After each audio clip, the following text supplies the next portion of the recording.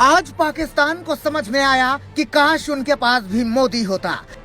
आज दुनिया को समझ में आया कि काश उनके देश में भी एक मोदी होता। मोदी बने सेनापति, टीम में शामिल 4 बाहुबली और फिर कमाल हुआ। पाकिस्तान के पास सब कुछ है लेकिन मोदी नहीं है। यूक्रेन आज सोच रहा है कि काश उनके पास भी एक मोदी होते। दुनिया के कई देश मोदी की तलाश में हैं, लेकिन संयोग है कि मोदी भारत के पास है और मोदी का विकल्प हिंदुस्तान ही नहीं पूरी दुनिया में नहीं है। यूक्रेन में जब हालात खराब हुए तो सबकी जुबान पर एक नाम मोदी ही क्यों आया? पाकिस्तानी छात्रों के बदन पर भारत का तिरंगा क्यों लिपटा है? इस रिपोर्ट को कुछ लोग नहीं देख पाएंगे, वो अभी छोड़कर चले जाएं। जो सत्य सुन पाए वही देखें। जब यूक्रेन और रूस में बात ज्यादा बिगड़ गई तो मोदी ने एक ऑपरेशन चलाया, नाम दिया ऑपरेशन गंगा।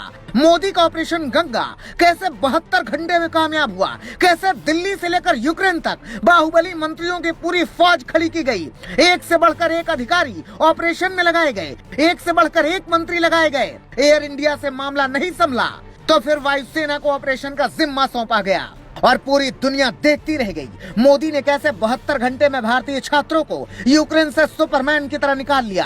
लड़ाई में वो शेर नहीं होता जो मारता है, बल्कि बचाने वाला सवा शेर माना जाता है। भारत का विपक्ष मोदी को कोस रहा था, तब मोदी अधिकारियों और वायुसेना के साथ मिलकर ऑपरेशन गंगा का प्लान बना रहे थे।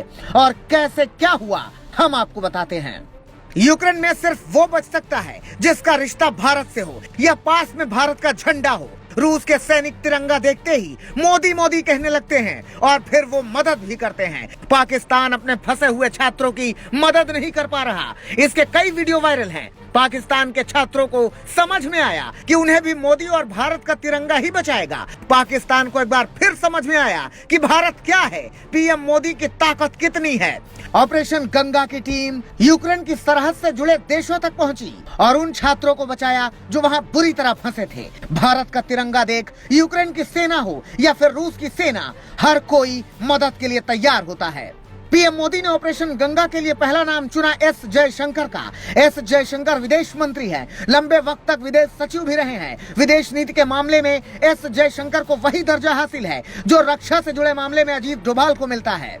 एस जयशंकर जब सचिव थे तो इन देशों की एम्बेसी में उनका रिश्ता अच्छा था, जान पहचान भी अच्छी थी, उसका फायदा उन्हें मिल गया। एस जयशंकर चुनाव नहीं लड़े, फिर भी मोदी ने उन्हें विदेश मंत्री क्यों बनाया? इसका जवाब मिल गया होगा आपको। एस जयशंकर ने ही सुझाव दिया कि अब वायुसेना के जवानों को लगाना चाहिए। पीएम मोदी ने फिर एक ऐसे नेता को काम दिया जिसके कांग्रेस में कोई इज्जत नहीं थी, मोदी के सबसे खास और भरोसेमंद हनुमान ज्योतिरादित्य सिंधिया को ऑपरेशन गंगा में बड़ी जिम्मेदारी दी गई। पीएम मोदी आजकल अपने बड़े मिशन में ज्योतिरादित्य सिंधिया को शामिल करते हैं। ज्योतिरादित्य सिंधिया ने रोमानिया में मोर्चा संभाला तो मंत्री हरदीप सिंह पुरी हंगरी पहुंचे। किरण रिजिजू को मोदी ने स्लोवाकिया भेजा तो जनरल वीके सिंह को पोलैंड भेजा गया। पहले ऐसे हालात पर भारत में मंत्री सिर्फ बयान देते थे। पहली बार है जब मंत्री मैदान में है। भारत के करीब 6 मंत्री कमान संभाल रहे हैं। मंत्री स्मृति ईरानी, मंत्री राजनाथ मैदान में उतरे। अधिकारी मंत्री वायुसेना, कई राजनयिक भारतीय छात्रों की मदद में लगा दिए गए हैं। पहले लीबिया में बचाया, फिर इराक में बचाया, फिर अफगानिस्तान में बचाया, अब यूक्रेन में भी।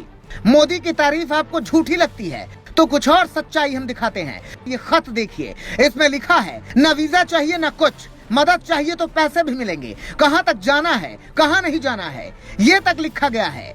पोलैंड सरकार ने 5 सितारा होटल में इंतजाम कर रखा है। मोदी का मैजिक ऐसा है कि पाकिस्तान, यूक्रेन, पोलैंड जैसे देश मान गए कि मोदी के सामने कोई शर्त नहीं रखी जा सकती। भारत अपने बच्चों को बचाएगा ही, लेकिन दुनिया भी इसमें मदद कर रही है। साफ साफ संकेत है, मोदी दुनिया के सबसे बड़े बाहुबली और सम्मानित नेता हैं। भारत का सौभाग्य है कि वो भारत में है। पाकिस्तान को एक मोदी चाहिए, यूक्रेन को भी एक मोदी चाहिए, लेकिन मोदी तो सिर्फ हिंदुस्तान के हैं। मोदी का दिल तो हिंदुस्तानी है जी। Bureau report, global Bharat.